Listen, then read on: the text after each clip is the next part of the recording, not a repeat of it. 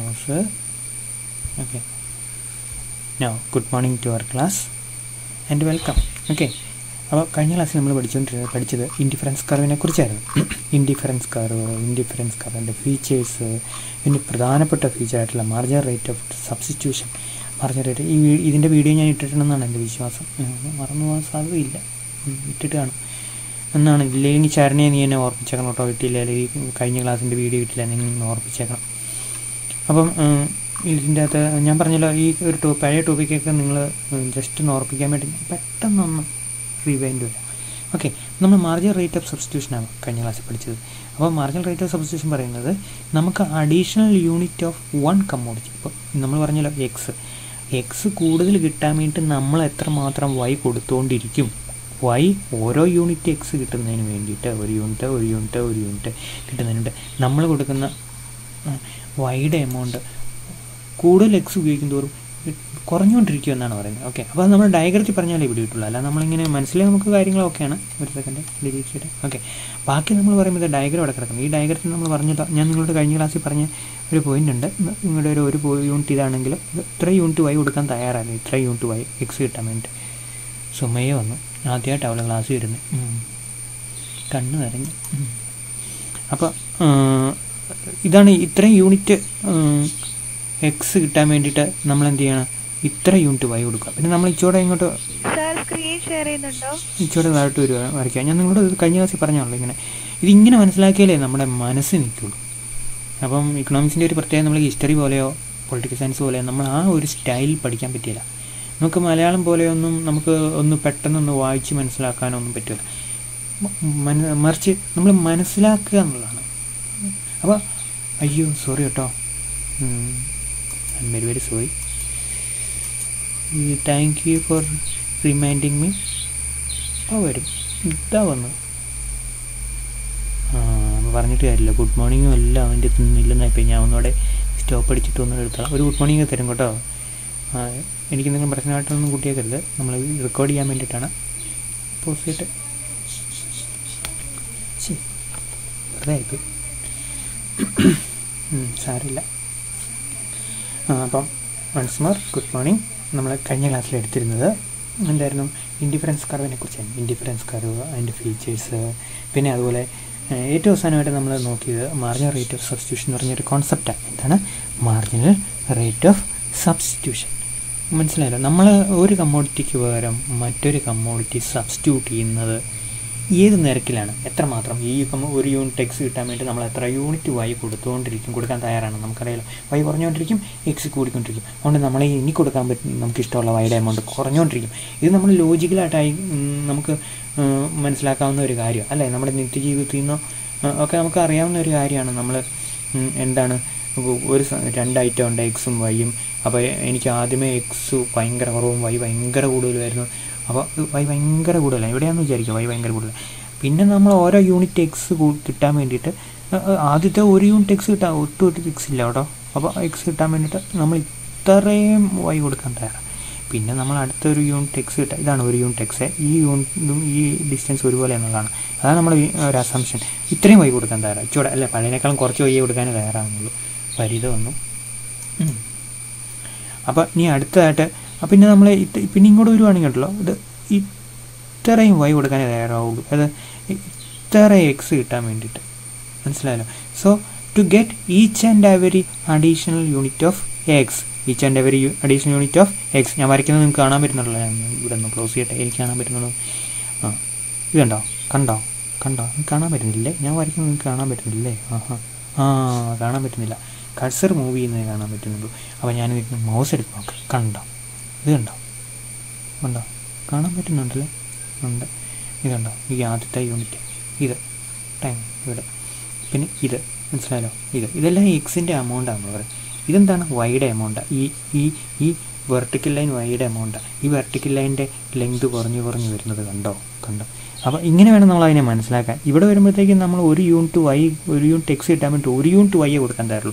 ഇവിടെ വന്നപ്പോഴത്തേക്കും നമ്മൾ ആദ്യമേ തുടക്കത്തിൽ എങ്ങനെയായിരുന്നു, തുടക്കത്തിൽ നമ്മൾ ഒരു യൂണിറ്റ് എക്സ് കിട്ടാൻ വേണ്ടിയിട്ട് നമ്മളൊരു 5 യൂണിറ്റ് വൈ കൊടുക്കാൻ തയ്യാറാണ്. കാരണം വൈയുടെ എമൗണ്ട് ഈ വൈ കൊണ്ട് ഞാൻ അടുത്ത് ഇത്രയും വൈ എനിക്ക് വേണ്ട, ഒരു യൂണിറ്റ് എക്സ് കിട്ടാൻ വേണ്ടി ഞാൻ ഒരു 5 വൈ കണക്ക് എനിക്ക് ഒരു യൂണിറ്റ് എക്സ് തരൂ എന്നുള്ളതാണ് നമ്മുടെ ഡിമാൻഡ്. പിന്നെ വരുമ്പോഴത്തേക്കും നമ്മുടെ വൈയുടെ എണ്ണം കുറയും, എക്സിൻ്റെ എണ്ണം കൂടിയപ്പോഴത്തേക്കും നമുക്ക് എക്സ് വേണ്ട എന്നുള്ളത് ഇനി വേണ്ട. ഇവിടെ വന്നപ്പോഴത്തേക്കും ഒരു യൂണിറ്റ് എക്സ് വൈയേ തരുള്ളൂ, ഞാൻ ഒരു യൂണിറ്റ് എക്സ് കിട്ടാൻ പറ്റും. ഇങ്ങോട്ടൊക്കെ വരുമ്പോഴത്തേക്ക് എന്താണ്, നമ്മൾ ഒരു യൂണിറ്റ് എക്സ് കിട്ടാൻ വേണ്ടിയിട്ട് ഞാൻ ഒരു തരി വൈ പോലും തരികയില്ല എന്നുള്ളൊരു നിലപാടിലേക്ക് ഇവിടെ വരുന്നത് അല്ലേ, ഈ ഏറ്റവും അവസാനം വരെ അല്ലേ. കണ്ടോ, അതുകൊണ്ടാണ് ഞാൻ ഇവിടെ വരയ്ക്കുമ്പോൾ നിങ്ങൾക്ക് ഇവിടെ കിട്ടുന്നുണ്ടല്ലോ അവിടേക്ക് വരുമ്പോഴത്തേക്ക്. സോ ഇങ്ങനെ നമ്മൾ ഈ ലൈനിൽ നിന്ന് മുകളിൽ നിന്ന് താഴേക്ക് വരുമ്പോൾ ഇതാണല്ലോ, മുകളിൽ താഴേക്ക് വരുമ്പോൾ ഇൻഡിഫറൻസ് കർവിൻ്റെ മുകളിൽ താഴേക്ക് വരുമ്പോഴത്തേക്കും the amount of Y that you are ready to give to get each and every additional unit of x declines. Okay, and that is called the MRS, the amount of y that you are going to give. Okay, to get an additional unit of x is called the marginal rate of substitution of x or y. മനസ്സിലായല്ലോ, the marginal rate of x substitution for x for y. അപ്പോൾ വൈക്ക് പകരം X കിട്ടാൻ വേണ്ടിയിട്ട് നമ്മൾ ഏറ്റവും അവസാനം ഓരോ പ്രാവശ്യം കൊടുക്കുന്ന വൈയുടെ എമൗണ്ട് കുറഞ്ഞുകൊണ്ടേയിരിക്കും. അതാണ് ഈ MRS ഡിക്ലൈനിങ്. നമ്മൾ എന്താണ് ഡിക്ലൈൻ ചെയ്യുന്നത്, MRS ആ ഡിക്ലൈൻ. തത്ത പഠിക്കുന്ന പോലെ നമ്മളങ്ങനെ പഠിച്ചിട്ട് കാര്യമുണ്ടോ, ഇല്ല. നമ്മളത് മനസ്സിലാക്കി പോകുമ്പോഴാണ് നമുക്ക് പരീക്ഷയ്ക്ക് ഓർത്തിരിക്കുകയും ഇനി നിങ്ങൾ തന്നെ ഒരു ടീച്ചറായ അടുത്ത തലമുറ ശരിയാകേണ്ടി വരികയും ചെയ്യുന്നത്. മനസ്സിലായോ?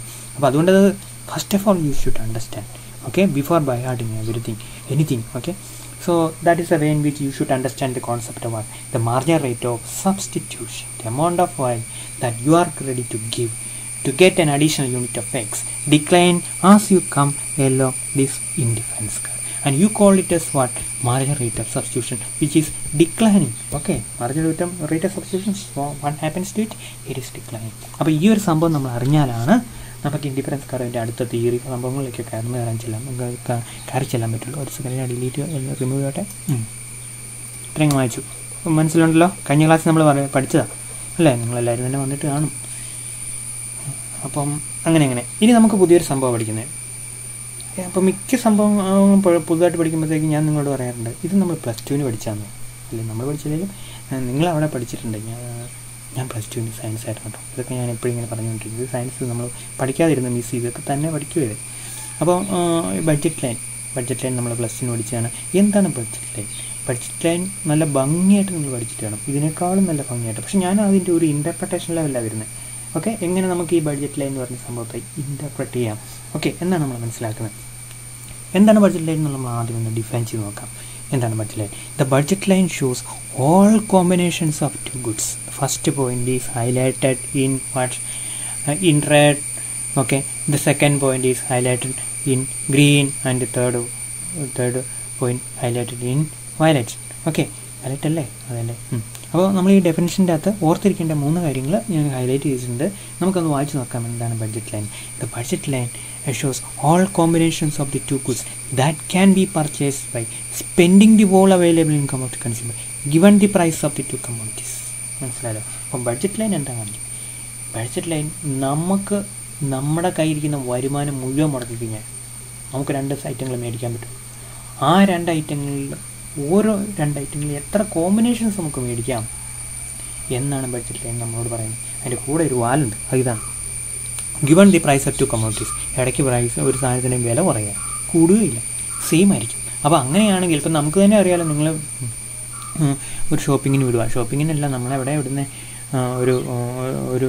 ഒരു ഫെസ്റ്റിവലിന് വിടുക, എന്തെങ്കിലും ഫെസ്റ്റിവൽ ആയിക്കോട്ടെ വിടുക. അപ്പോഴത്തേക്കും നമുക്ക് വീട്ടിൽ നിന്ന് അച്ഛനും അമ്മയും നമുക്കൊരു 100 നമ്മുടെ ഇൻകത്തിന് 100 രൂപയൊക്കെ മതി. കൂടുതൽ പൈസയാണ് നിങ്ങളുടെ സന്തോഷമൊന്നും ഉണ്ടാകാൻ പോകുന്നില്ല, അത് നമ്മൾ തെറ്റിദ്ധാരണ കേട്ടോ. അങ്ങനെയൊന്നും സന്തോഷം ഉണ്ടാവില്ല. അപ്പോൾ നമുക്ക് 100 രൂപ മതി, 100 ആണെങ്കിൽ ബി ഹാപ്പി. അപ്പോൾ അങ്ങനെ നമ്മൾ 100 രൂപ കിട്ടുവാണെങ്കിലോ നമ്മുടെ ഏറ്റവും വലിയ മനസ്സിരിക്കുന്ന വീട്ടിൽ തിരിച്ചു വരുന്നതിന് മുമ്പ് എങ്ങനെ 100 രൂപ ചിലവാക്കി തീർക്കാം എന്നുള്ളൊരു സംഭവം ഉണ്ടല്ലോ. അതിനെ നമ്മുടെ ഇൻകം കൺസ്ട്രെയിൻ എന്ന് പറയും. എന്താണ് ഇൻകം കൺസ്ട്രെയിൻറ്റ്? അപ്പോൾ ഇൻകം കൺസ്ട്രെയിൻറ്റ് 100 രൂപയാണ്. അപ്പോൾ ഈ 100 രൂപയ്ക്ക് എന്തെല്ലാം സാധനങ്ങൾ മേടിക്കാം? ആദ്യമായി ഒരു 3 സിപ്പപ്പ് നമ്മുടെ മനസ്സിലുണ്ട്, ഒരു ഐസ്ക്രീം, പിന്നെ എന്തൊക്കെയാണ്, എന്തായാലും നമ്മൾ വേറെ വലിയ ഹൈ എൻഡ് ആയിട്ടുള്ള സാധനങ്ങളൊന്നും നമുക്ക് മേടിക്കാൻ പറ്റിയില്ല, ഭയങ്കര ചിക്കൻ ഐറ്റങ്ങൾ നമുക്ക് മേടിക്കാൻ പറ്റില്ല. അപ്പോൾ അങ്ങനെ നമ്മുടെ ഇരിക്കുന്ന 100 രൂപ നമ്മുടെ ഇൻകം കൺസ്ട്രെയിൻ്റ്. നമ്മൾ വിചാരിക്കും നമുക്ക് 2 സാധനങ്ങളെ മേടിക്കാൻ പറ്റുള്ളൂ. എന്തൊക്കെയായിരിക്കും? ഒന്ന് നമുക്ക് വേണമെങ്കിൽ പ്രൈസ് സിപ്പപ്പാന്ന് വിചാരിക്കാം. ഇനി അല്ലെങ്കിൽ നമുക്ക് വേറെ എന്തെങ്കിലും സംഭവമാണ് ചോക്ലേറ്റ് ആണെന്ന് വിചാരിക്കുക, അങ്ങനെ വിചാരിക്കുക. സിപ്പപ്പും ചോക്ലേറ്റ് രണ്ടും വേണം. അപ്പോൾ അങ്ങനെ വിചാരിക്കുകയാണെങ്കിൽ ഇവിടെ നമ്മൾ സിപ്പപ്പാണ്. ഓക്കെ, അപ്പോൾ നേരെ തിരിച്ച് ഇവിടെ നമ്മൾ ചോക്ലേറ്റ് കമ്മോഡിറ്റി എക്സ്. നമ്മൾ എല്ലാ ഇപ്പോൾ ഇത്രയും പൈസ നമ്മളിലുണ്ട് കേട്ടോ, ഞാൻ വരയ്ക്കുവാണെങ്കിൽ ഇത്രയും പൈസ ഉണ്ട്. ഇതിപ്പോൾ ഈ ഷെയ്ഡ് ചെയ്തേക്കുന്നത് എന്താണ്? നമ്മുടെ 100 രൂപയാണ്. നിങ്ങളിവിടെ ചിലവാക്കുമോ? ഇല്ല. കാരണം എന്താ? അവിടെ ഒരു 60 രൂപ ചിലവാകുള്ളൂ. ശരിയല്ലേ? ഇവിടെ കുറവാണ്, മുഴുവൻ ചിലവായില്ല. ഇവിടെ നിങ്ങൾ ചിലവാക്കുമ്പോൾ മുഴുവൻ നിങ്ങളുടെ ഇൻകം ചിലവാകും. അപ്പോൾ ഇവിടെ നിങ്ങൾ ഈ ഒരു ലൈൻ്റെ ഈ ബി എന്ന് പറഞ്ഞ പോയിന്റ് നിങ്ങൾ ചിലവാക്കുമെന്ന് മേടിച്ചു, അന്നേരം നിങ്ങൾ 100 രൂപയ്ക്ക് സിപ്പപ്പായിരിക്കും മേടിക്കുന്നത്. ഒരു സിപ്പപ്പിന് 5 രൂപയാണെങ്കിൽ എത്ര രൂപ നിങ്ങൾ ചിലവാക്കും? എത്ര രൂപ സിപ്പപ്പ് മേടിക്കും? 20 സിപ്പപ്പ് മേടിക്കും. ആരെങ്കിലും 20 സിപ്പപ്പ് മാത്രമായിട്ട് മേടിക്കുമോ? ഇല്ല. അപ്പം നിങ്ങൾ ബി എന്ന് പറയുന്ന പോയിന്റ്, ബി എന്ന് പറഞ്ഞ പോയിന്റ് ബഡ്ജറ്റ്, ഈ ഒരു പോയിന്റ് നമ്മൾ ഈ ബഡ്ജറ്റ് ലൈനാണെന്നൊന്നും വിചാരിക്കേണ്ട. നമ്മൾ ബി എന്നുള്ളൊരു പോയിന്റ്, ഈ ഒരു പോയിന്റിൽ നമുക്ക് 100 രൂപ ചിലവാക്കി, 100 രൂപ ചിലവാക്കി എത്ര യൂണിറ്റ് ബി നമ്മൾ മേടിച്ചു? 20 യൂണിറ്റ് മേടിച്ചു. അപ്പോൾ ഇതെത്രയായിരിക്കും? 20 യൂണിറ്റ് ആയിരിക്കും അല്ലേ? അപ്പോൾ നമുക്ക് എത്രയാണ് ഒരു യൂണിറ്റിൻ്റെ 20 യൂണിറ്റ് ആയിരിക്കും. ഒരു യൂണിറ്റിൻ്റെ വില എത്രയാണ്? ഒരു യൂണിറ്റിൻ്റെ വില എത്രയാണ്? 5 രൂപ. 100 രൂപ അവിടെ ചിലവായിപ്പോയി. ഇവിടെ നമ്മൾ ചോക്ലേറ്റ് 10 രൂപയാണ് ഒരു ചോക്ലേറ്റ് എന്ന് വിചാരിക്കുക. എത്ര യൂണിറ്റ് ചോക്ലേറ്റ് മേടിക്കാൻ പറ്റും? 100 രൂപയാണെങ്കിൽ നമ്മൾ ഈ ചോക്ലേറ്റിന് കൊടുക്കുകയാണെങ്കിൽ നമ്മൾ എത്ര യൂണിറ്റ് മേടിക്കാൻ പറ്റും? 10 ചോക്ലേറ്റ് നമുക്ക് മേടിക്കാൻ പറ്റും. 100 രൂപയും ചിലവായി. അപ്പോൾ ഈ എൽ എന്ന് പറഞ്ഞ പോയിന്റിൽ നിങ്ങൾ സിപ്പപ്പ് മേടിക്കുന്നത് 0യും ചോക്ലേറ്റ് മേടിക്കുന്നത് 10 ആയിരിക്കും. ശരിയല്ലേ? ഇനി നമ്മൾ ബി എന്ന് പറഞ്ഞ പോയിന്റിൽ, ഇത് എ ആട്ടോ, ഇത് എല്ലാം ആട്ടോ. ബി എന്ന് പറഞ്ഞ പോയിന്റിൽ നിങ്ങൾ ചോക്ലേറ്റ് മേടിക്കുന്നത്, സിപ്പപ്പ് മേടിക്കുന്നത് 20ഉം ചോക്ലേറ്റ് മേടിക്കുന്നത് 0ഉമായിരിക്കും. So B and L shows the 2 points where you spend all of your income or expenditure on one commodity only and spending on the other commodity is 0. ശരിയല്ലേ? 0 ആണ്. ഇവിടെ നമ്മൾ മുഴുവൻ ചോക്ലേറ്റ് സിപ്പപ്പ് മേടിച്ചു, ഇവിടെ മുഴുവൻ നമ്മൾ ചോക്ലേറ്റ് മേടിച്ചു. പക്ഷെ നമുക്കറിയാം നമ്മൾ ഒരു കാരണവശാലും അങ്ങനെ ഇത് രണ്ടും ഈ ഒരു കമ്മോഡിറ്റി മാത്രമായിട്ട് മേടിച്ചില്ല. അല്ലെങ്കിൽ സിപ്പപ്പ് കഴിച്ച് നമ്മൾ മടുത്തു, അല്ലെങ്കിൽ ചോക്ലേറ്റ് കഴിച്ച് നമ്മൾ പെട്ടെന്ന് അങ്ങോട്ട് ചെകടിച്ചു. അതിന് പകരം നമ്മൾ തന്നെ അറിയും സിപ്പപ്പ് കൂടുതൽ ഇഷ്ടമുള്ളവർ ഇവിടെ ആയിരിക്കും എന്ന് പറഞ്ഞാൽ ഇത്രയും സിപ്പപ്പ് മേടിക്കുകയും ഇത്രയും ചോക്ലേറ്റ് മേടിക്കുകയും ചെയ്യും. ചോക്ലേറ്റ് കൂടുതൽ മേടിക്കുന്നവർ ഇഷ്ടമുള്ളവർ ഇവിടെ ആയിരിക്കും അവരുടെ കൺസംഷൻ നടക്കുക. എന്ന് പറഞ്ഞാൽ എന്താ? ഇത്രയും സിപ്പപ്പ് മേടിക്കുകയും ഇത്രയും ചോക്ലേറ്റ് മേടിക്കുകയും ചെയ്യുവർ. ശരിയല്ലേ? So like that you can have a large number of points. Each and every points, this may be point B, this may be point A, this is some other point like C, can be D, so there can be large number of point up to L. Okay, so all this point along this line, if you draw, shows different combinations of what? Sip up and chocolate. Different combinations of sip up and chocolate that you can buy when you spend your entire expenditure or entire income on these 2 commodities. ശരിയല്ലേ? നിങ്ങളാരെങ്കിലും 60 രൂപയ്ക്ക് മേടിക്കുമോ? 60 രൂപയ്ക്ക് അങ്ങനെ നല്ല കുട്ടികളുണ്ട് കേട്ടോ. പക്ഷെ നമ്മൾ അങ്ങനെ വിചാരിക്കുക, നമ്മളിവിടെ ഈ മോഡലിൽ നമ്മൾ അസ്യൂം ചെയ്യുന്നത് നമ്മുടെ ഇൻകം പൂർണ്ണമായിട്ട് നമ്മൾ സ്പെൻഡ് ചെയ്യുന്ന, അങ്ങനെ പൂർണ്ണമായിട്ട് നമ്മൾ സ്പെൻഡ് ചെയ്യുകയാണെങ്കിൽ നമ്മൾ ഈ ബി തൊട്ട് ഇങ്ങനെ വരുന്ന ഈ ലൈനിൽ എവിടെയെങ്കിലും ആയിരിക്കും. ഇവിടെയാണെങ്കിൽ നമ്മൾ എന്താണ്, നമുക്ക് 100 രൂപ ഉണ്ടായിരുന്നു, പക്ഷേ നമ്മൾ ചിലപ്പോൾ ഇതൊരു 60 രൂപയുടെ വേറൊരു ലൈനായിരിക്കും കേട്ടോ. ഇവിടെ നമ്മൾ കാണിച്ചിട്ടില്ല, ഇങ്ങനെ ഒരു ലൈനായിരിക്കും. അപ്പോൾ അവിടെ നമ്മളെങ്കിൽ ഇത്രയും മേടിച്ചിട്ടുള്ളൂ 60 രൂപയ്ക്ക് മേടിച്ച് 40 രൂപ വീട്ടിൽ പോക്കറ്റ് ഇട്ട് കൊണ്ടുവന്നു. ആ സിറ്റുവേഷൻ നല്ലതാണെങ്കിലും നമുക്ക് ഒരു കുട്ടിയെ നിലയ്ക്ക് നല്ലതാണെങ്കിൽ നമ്മളിവിടെ കൺസ്യൂമർ നിലയ്ക്ക് അങ്ങനെ അസ്യൂം ചെയ്യില്ല. So when you are consuming at A point below this budget line, it shows that you are not spending your entire income, like point C, like here, like point D here, and these 2 points shows the consumer is not spending entire 100 rupees on these 2 commodities. Okay, so that is not the situation. The ideal situation, the situation we assume here, we are spending all of our income for the time being. മുഴുവൻ spending നമ്മൾ ചിലവാക്കും. മനസ്സിലായല്ലോ? ഇനി നമുക്ക് ഇവിടെ ചിലവാക്കാൻ പറ്റുമോ? ഇവിടെ നമുക്ക് ഇത്രയും എന്താണ് സിപ്പപ്പം ഇത്രയും ചോക്ലേറ്റാണ് നമുക്ക് കിട്ടുന്നത് അല്ലേ? അതെ. പക്ഷേ നമുക്കിവിടെ ചിലവാക്കാൻ പറ്റില്ല. കാരണം അറിയാം, അവിടെ നമ്മുടെ ഇൻകം ഇത്രയല്ലേ പറയുന്നുള്ളൂ.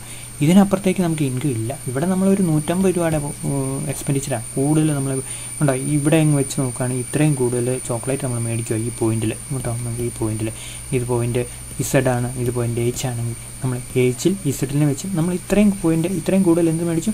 നമ്മൾ ചോക്ലേറ്റ് കൂടുതൽ മേടിച്ചു. So that is not achievable. Point H is not achievable because our income is low 100 rupees.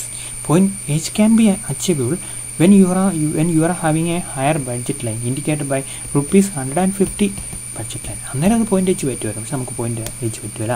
So in our assumption we assume that the consumer will not spend within this budget line point, or he cannot spend one outside this budget line point, because here his income is inadequate to get this much quantity of the two goods. At this point, he spends less of his income. That is not realistic. We assume that he spend all of his income. So you are ruling out point A here as well as point Z here outside the budget line. Okay, ഡീറ്റെയിലോ. അപ്പോൾ ഇതാണ് budget ലൈൻ്റെ ഒരു significance. Budget line shows all the available combinations of the two commodities that you can purchase by spending your entire income. മനസ്സിലായല്ലോ? അപ്പോൾ അതാണ് budget line. ഈ budget ലൈൻ്റെ അകത്ത് കാണിക്കുന്നതെല്ലാം നമ്മളതിനെ വിളിക്കുന്നത് ബഡ്ജറ്റ് സ്പേസ് എന്നാണ്. കണ്ടോ, അതുകൊണ്ടോ ബഡ്ജറ്റ് സ്പേസ് നമ്മളിവിടെ എഴുതിയേക്കുന്നുണ്ടോ? ഇതിൻ്റെ അകത്ത് നമ്മൾ ഷെയ്ഡ് ഇട്ട് ഇവിടെ ഒരു കളറൊക്കെ ഇങ്ങനെ ഷെയ്ഡ് ഇട്ടാണ് ഇങ്ങനെ കുത്തി നമ്മളിങ്ങനെ ഷെയ്ഡ് ഇടുകയാണെങ്കിൽ ഇതാണ് എന്ത് ബഡ്ജറ്റ് സ്പേസ്. കിട്ടിയില്ലോ. ഇനി നമ്മുടെ ബഡ്ജറ്റ് ലൈൻ ഒരു ഇക്വേഷനും കൂടെ ഉണ്ട്. ഈ ഇക്വേഷൻ എന്താ അറിയാം, മായ ചില പാടാണ് നമ്മൾ കുത്താന്നുള്ളത്. ആ ഇക്വേഷൻ പറയുന്നതാണ് PX × X + PY × M is PY × Y is equal to M. എന്താണ് ഈ ഇക്വേഷൻ പറയുന്നത്? നമുക്ക് മനസ്സിലാക്കാൻ പറ്റുന്നുള്ളൂ. ഈ M എന്ന് പറഞ്ഞാൽ എന്തെങ്കിലും ആയിക്കോട്ടെ, നമുക്ക് എങ്ങനെയാണ് കിട്ടുന്നതെന്ന് പറയാം.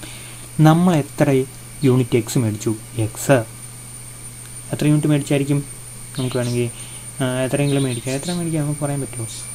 10 യൂണിറ്റ് എന്ത് മേടിക്കും നമ്മൾ? സിപ്പപ്പ് മേടിച്ചു. അതാണോ? അത്രയും വേണോ? ഇരിക്കട്ടല്ലേ. 10 യൂണിറ്റ് സിപ്പപ്പ് മേടിച്ചു. അപ്പോൾ എത്ര രൂപ ചിലവായി? 50 രൂപ ചിലവായി. 5 യൂണിറ്റ് ചോക്ലേറ്റ് മേടിച്ചു. അപ്പോൾ എത്ര രൂപ ചിലവായി? 50 രൂപ ചിലവായി. അപ്പോൾ മൊത്തം എത്രയായി? 100 രൂപ എന്ന് വിചാരിക്കുക. അപ്പോൾ 10 യൂണിറ്റ് സിപ്പപ്പ്, 5 യൂണിറ്റ് ചോക്ലേറ്റ്. മനസ്സിലായല്ലോ? അപ്പോൾ ഈ പോയിൻ്റാണ് നമ്മുടെ പോയിൻ്റ്. നമുക്കൊരു പേരിട്ടാലോ, പോയിൻ്റ്. ആ പോയിൻ്റിൽ നമ്മൾ എത്രയായിരിക്കും നമ്മൾ ചിലവാക്കിയിരിക്കുന്ന തുക? എക്സ് മേടിച്ച എമൗണ്ട് എത്രയാണ്? എത്ര യൂണിറ്റ് നമ്മൾ എക്സ് യൂണിറ്റ് നമ്മൾ എക്സിന് ചോക്ലേറ്റ് 5 യൂണിറ്റല്ലേ മേടിച്ചുള്ളൂ. ഇൻറ്റു 1 യൂണിറ്റ് ചോക്ലേറ്റിൻ്റെ വില, എക്സ് ചോക്ലേറ്റിൻ്റെ വില എത്രയാണ്? 10 പ്ലസ് സോറി കേട്ടോ. ഇനി വൈ എത്ര യൂണിറ്റ് മേടിച്ചു? 10 ഇൻറ്റു 1 യൂണിറ്റ് വൈയുടെ വില എത്രയാണ്? ഈ 1 യൂണിറ്റ് വൈയുടെ വില എത്രയാണ്? 1 യൂണിറ്റ് വൈ ഇതുണ്ടോ? 1 യൂണിറ്റ് വൈയുടെ വില എത്രയാണ്? 5. അപ്പോൾ 5 × 10 ചോക്ലേറ്റിൻ്റെ വില, ചോക്ലേറ്റിന് മൊത്തം ചിലവാക്കി 50. 10 × 5 സിപ്പപ്പിന് മൊത്തം ചിലവാക്കി 50. അതെത്രയായി? 100. ശരിയല്ലേ? അപ്പോൾ ഈ സംഭവം തന്നെയാണ് ഈ സംഭവം. ഓക്കെ, പിടികിട്ടിയല്ലോ. അപ്പോൾ ഈ 50 + 50 എന്നുള്ളത് എന്തായിരിക്കും? അത് M എന്നാണ് പറയുന്നത്. എന്ന് പറഞ്ഞാൽ എന്താണ്? നമുക്ക് മൊത്തം ചിലവാക്കാനുള്ള പൈസയാണ് M. നമ്മുടെ ഇൻകമാണ്, നമ്മുടെ എക്സ്പെൻഡിച്ചറാണ് M. അപ്പോൾ നമ്മുടെ എക്സ്പെൻഡിച്ചർ എത്രയാണെന്ന് അല്ലെങ്കിൽ ബഡ്ജറ്റ് ലൈനിൻ്റെ ഒരു ഇക്വേഷനിലൂടെ നമുക്ക് കാണിച്ചു തരുന്നതാണ് ഈ കാണിച്ചിരിക്കുന്ന ഇക്വേഷൻ. ഓക്കെ, പിടികിട്ടിയല്ലോ. നമ്മളവിടെ നോട്ടേഷനിൽ പറഞ്ഞേക്കുന്നത്. അപ്പോൾ എന്താണ് ഇവിടെ നമ്മുടെ ബഡ്ജറ്റ് സ്പേസ് എന്ന് പറഞ്ഞാൽ PX × X + PY × PY. Y ചെറുതായിട്ട് എഴുതിയേക്കാം. Y × Y is equal to M. M is the amount or the availability of funds that you can spend on all these two commodities. Okay, അപ്പോൾ budget line എന്ന് പറഞ്ഞ concept നമുക്ക് പിടികിട്ടിയല്ലോ ഏകദേശം. അപ്പം budget ലൈനിൽ നമ്മൾ മുഴുവൻ പൈസയ്ക്ക് നമ്മൾ സിപ്പപ്പ് മേടിച്ചാൽ നമ്മൾ B കൺസ്യൂം ചെയ്യും. മുഴുവൻ പൈസയ്ക്ക് നമ്മൾ ചോക്ലേറ്റ് മേടിച്ചാൽ നമ്മൾ L കൺസ്യൂം ചെയ്യും. അറ്റ് L നമ്മൾ എത്രമാത്രം സിപ്പപ്പ് മേടിക്കും? 0. അറ്റ് B നമ്മൾ എത്രമാത്രം ചോക്ലേറ്റ് മേടിക്കും? 0. മനസ്സിലായോ? Between these 2 points you can have large number of possibilities or different combinations of sip-up and chocolate that you can purchase by spending your entire expenditure of 100 rupees. And this is what the budget line shows. Okay, പിടിയിട്ടില്ല. Budget ലൈനിനെ കുറിച്ച് നമുക്കൊരു basic idea ഉണ്ട്. എന്തിനാ ഈ budget line പഠിക്കുന്നത്? നമുക്ക് 2-3 അടുത്ത ടോപ്പിക്കും കൂടെ കവർ ചെയ്യുമ്പോൾ നമുക്ക് കിട്ടും. ഒരു സെക്കൻഡ് ഡിലീറ്റ് ചെയ്തേക്കാം. സോറി. അപ്പോൾ ഏകദേശം ഒരു ഐഡിയ കിട്ടി കാണും ബഡ്ജറ്റ് ലൈനിനെ കുറിച്ച്. ബഡ്ജറ്റ് സ്പേസ് നമുക്ക് വേറെ എന്തൊക്കെ കാര്യങ്ങൾ കൂടി പറയുന്നുണ്ട്. ഓക്കെ, ഇതാണ് budget line. A budget line shows all combinations of the two goods that can be purchase by spending the all available income of the consumer given the price of the 2 commodities. മനസ്സിലായോ? Given the prices of 2 commodities. Graphically, the budget line represents various combinations of 2 commodities that can be purchased by consumer. The price of the 2 commodities and the income of the consumer never changes. അത് സെർട്ടനായി ഇടയ്ക്ക് നമ്മൾ sip up കഴിച്ചുകൊണ്ടിരിക്കുമ്പോൾ നമുക്ക് ആരെങ്കിലും 100 രൂപ കൂടെ തന്നെ അങ്ങനെ നടക്കുമോ? അത് സ്വപ്നത്തിലേ നടക്കുകയുള്ളൂ അല്ലേ? നമുക്കാരെങ്കിലും 100 രൂപ കൂടെ തരും. അപ്പോഴത്തേക്കും നമ്മുടെ സിപ്പപ്പിൻ്റെയും ചോക്ലേറ്റിൻ്റെയും എക്സ്പെൻഡിച്ചറിനെ കുറിച്ചുള്ള ഒരു റിവിഷൻ നമ്മൾ നടക്കും. അടുത്തുള്ള കൂട്ടുകാരനും കൂടെ പറയും, വാടാ നമുക്ക് ഞാൻ മേടിച്ച് തരാമെന്നൊക്കെ പറയാം. അവന് ഒരെണ്ണം മേടിച്ച് കൊടുക്കും. അല്ലെങ്കിൽ നമ്മൾ തന്നെ ഉള്ളെങ്കിൽ നമ്മൾ തന്നെ ഒരെണ്ണം കഴിക്കുകയും ചെയ്യും. അപ്പോൾ അവിടെ നമ്മുടെ മൊത്തത്തിലുള്ള സിറ്റുവേഷൻ മാറുക. അപ്പോൾ അത് വരുമല്ല, കൺസ്യൂമറിൻ്റെ ഇൻകം അതുപോലെ തന്നെയായിരിക്കും, 100 രൂപ തന്നെയായിരിക്കും. വീട്ടിൽ ചെല്ലുന്നവരെ 100 രൂപ തന്നെ നമ്മളെ കാണുള്ളൂ. അപ്പോൾ അതുപോലെ കമ്മോഡിറ്റിയുടെ വിലയും കൂടുകയും കുറയുകയും ചെയ്യുമല്ല. ഇങ്ങനെ ഈ അസംഷൻ വെച്ചാലേ നമുക്ക് ഈ മോഡൽ വർക്കൗട്ട് ചെയ്യാൻ പറ്റുള്ളൂ. Okay, the budget line is an important tool to understand consumer psychology. Consumer psychology മനസ്സിലാക്കാൻ പ്രധാനപ്പെട്ട ടൂളാണ് budget line. Now the combinations of commodities line to right of the budget line are unattainable. Right of the budget line വരട്ടെ, നമ്മൾ പറഞ്ഞു കേട്ടോ, ഇത് ഇവിടെ unattainable. Okay, unattainable നമുക്ക് കിട്ടുകയില്ല ആഗ്രഹം ഉണ്ടെങ്കിലും. കാരണം എന്താ, നമ്മുടെ 100 രൂപയുള്ളൂ. അത് കൂടുതൽ ഇൻകം ഉള്ള സെറ്റപ്പാണ്. When the consumer spends the whole income he can purchase those commons of the two commons that is on the budget line. അപ്പോൾ കൺസ്യൂമർ മുഴുവൻ ഇൻകം സ്പെൻഡ് ചെയ്യുകയാണെങ്കിൽ ബഡ്ജറ്റ് ലൈൻ എവിടെയെങ്കിലും ആയിരിക്കും അയാളുടെ ഇക്വിലിബ്രിയം വരാൻ പോകുന്നത്. മനസ്സിലായി? When the consumer chooses point B, അതല്ല നമ്മൾ പഠിച്ചത്, ഞാനതൊന്നും പറയുന്നില്ല.